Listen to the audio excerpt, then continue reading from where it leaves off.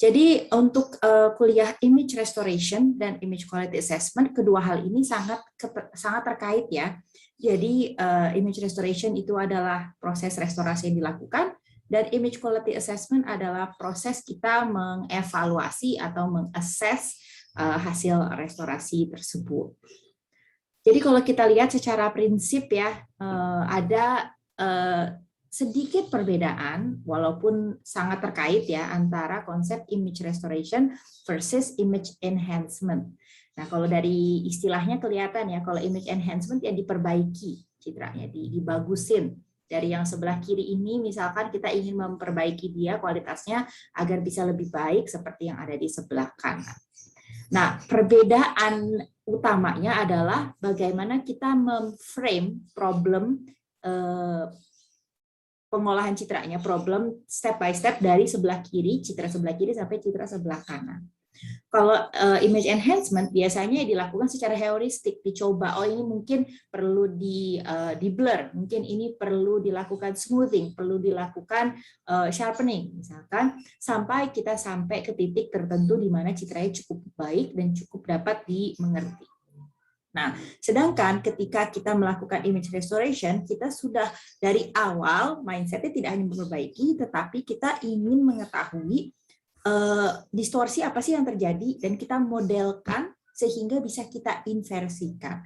Dan itulah mindset utama yang membedakan image restoration dari image enhancement. Ada tahap estimasi di mana kita estimasi degradation model atau distorsi yang terjadi pada citra, kemudian kita coba di-invert atau diturunkan rumusnya, modelnya, sehingga bisa kita restorasi menjadi citra yang original kembali.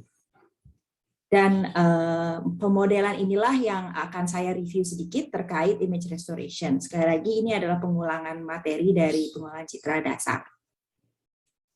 Jadi secara umum, ini tentunya suatu model, jadinya ini model yang sangat simplified ya, tentunya dalam dunia nyatanya, realnya mungkin tidak sesimpel ini, tetapi kita dapat menceritakan atau memodelkan suatu degradasi yang terjadi pada citra melalui dua proses yang terjadi, yaitu fungsi degradasi dan juga additive noise.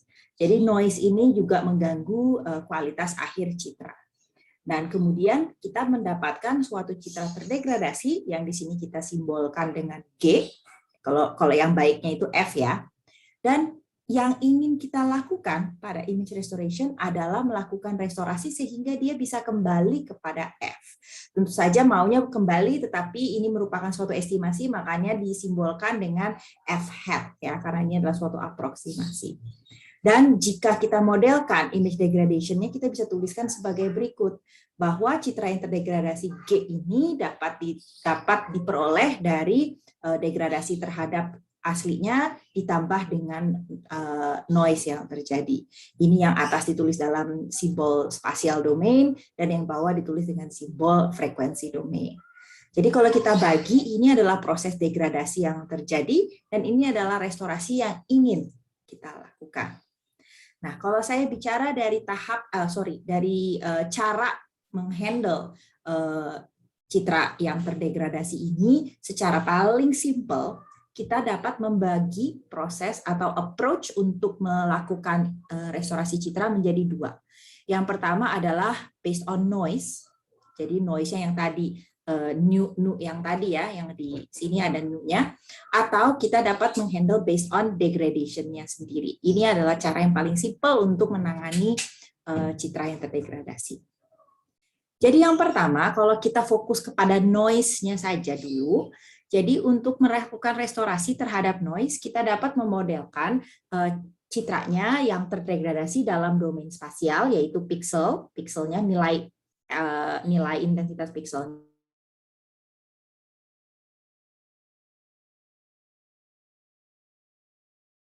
Kita tuliskan dengan simbol yang besar-besar ini. Nah, jika kita mau memodelkannya dalam domain spasial, biasanya ini nantinya merupakan noise-nya aditif, ditambahkan pada intensitas yang ada pada pixel tersebut. Sedangkan kalau frekuensi domain biasanya noise yang terjadi adalah noise yang periodik yang dapat diperbaiki dengan filtering. Dan periodik ini biasanya ya tidak selalu seperti itu, tapi itu biasanya terjadi karena ada kesalahan atau error pada sensor, error elektronik dan lain sebagainya, karena citra yang sedang kita bicarakan di sini adalah citra digital. Oke, saya akan bahas yang pertama dulu ya, di mana noise-nya itu adalah noise aditif yang dapat diperbaiki menggunakan spatial mask. Ini saya rasa mungkin sudah pernah dengar semua ya, ada beberapa filter yang umum dapat digunakan, sama kok dengan yang pernah dikenal dalam image enhancement, ada arithmetic mean filter, geometric mean filter, dan mean filter lainnya. Yang ingin saya sorot di sini hanyalah bahwa untuk turunan-turunan mean filter ini yang dilakukan kurang lebih sama, yaitu mengambil rata-rata dari suatu patch, sehingga Anda perlu tahu bahwa setiap filter itu pasti akan menghasilkan hasil yang berbeda. Mungkin secara kasat mata nggak kelihatan ya, ada restorasi antara yang arithmetic mean filter dan restore dengan geometrik, tetapi on the pixel level itu ada sedikit perbedaan antara keduanya.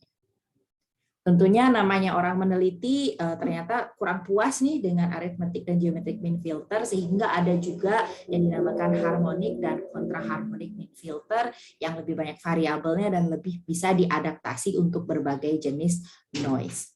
Jadi untuk kontraharmonic mean filter ini adalah turunan atau perkembangan dari harmonic mean filter, dan dilihat bahwa kita punya variabel Q di sini, yaitu filter order yang dapat mengganti atau merubah hasil filtering yang kita peroleh. Jadi contohnya seperti ini, citra with paper noise itu bisa dihandle dengan Q yang positif, dan salt noise itu bisa dihandle dengan Q yang negatif. Hati-hati jangan ketukar, karena kalau kita salah menentukan nilai Q, ya tentunya kita tidak akan dapat memperoleh hasil restorasi citra yang baik. Nah, untuk filter-filter spasial seperti ini, nggak hanya mean filter, walaupun itu mungkin cukup umum digunakan, tetapi ada juga banyak filter lain yang bisa digunakan untuk dengan cara yang sama. Kita pakai area-area tertentu, lalu kita proses secara statistik. Jadi ada juga alternatifnya, ada median filter yang diambil mediannya, min max filter yang diambil min dan maxnya, dan alpha trimmed mean filter yang merupakan adaptasi lebih lanjut lagi terhadap mean filter.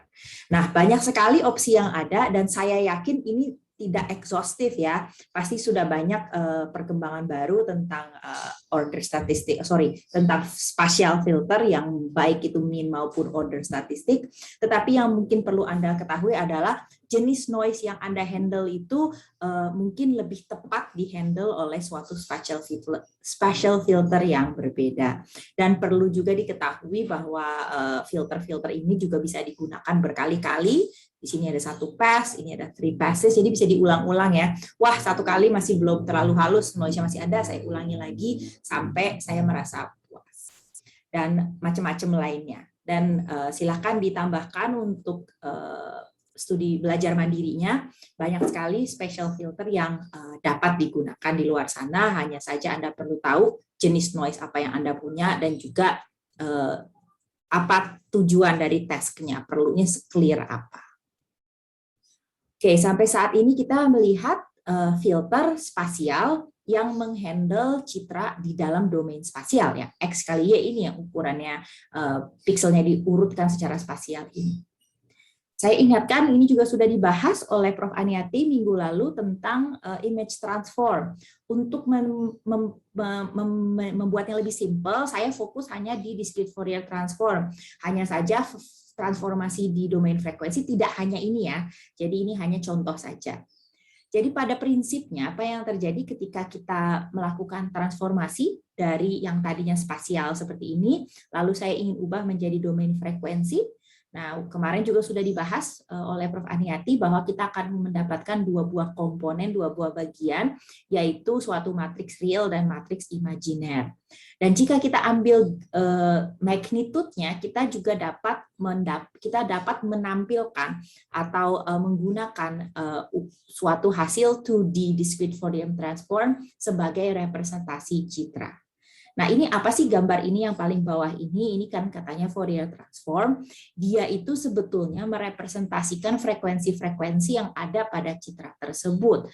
Dan prinsip utamanya adalah bagian tengah itu ini low frekuensi, dan semakin keluar dia merepresentasikan frekuensi yang semakin tinggi. Jadi kita tahu bahwa ini sentral ya, jadi kayak lingkaran-lingkaran yang semakin keluar, dan kita bisa tahu bahwa setiap lingkaran itu akan merepresentasikan frekuensi tertentu. Nah, kenapa ini penting? Karena jika kita mempertimbangkan noise yang terjadi pada citra itu adalah noise periodik, artinya berulang-ulang ya, dia berulang-ulang secara periodik di seluruh citra.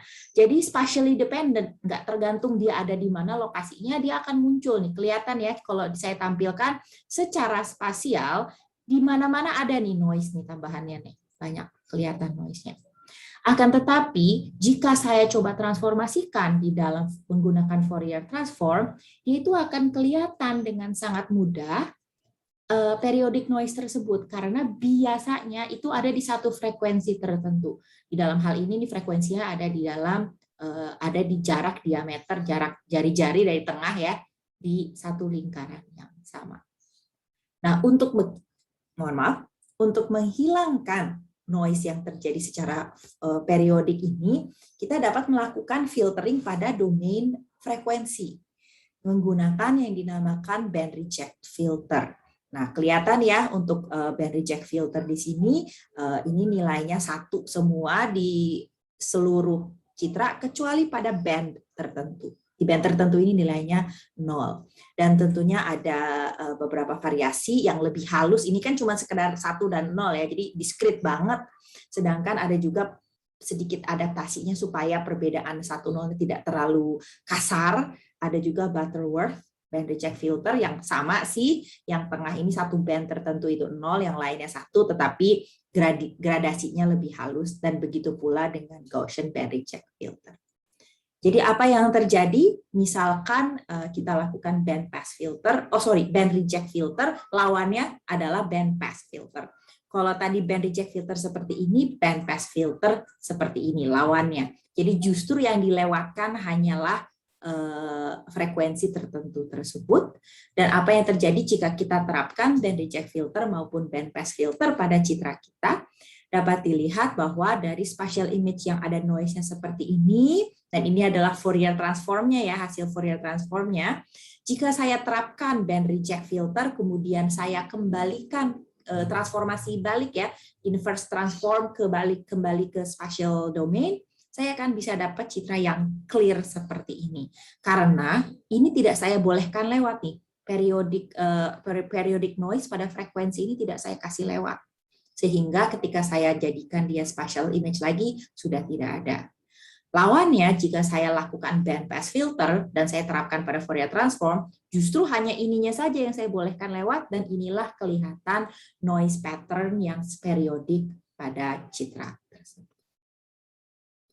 Nah, sampai sekarang kita hanya fokus kepada noise-nya saja. Jadi kita masih fokus pada nu yang tadi ada pada degradation model, yaitu si nu ada N ini.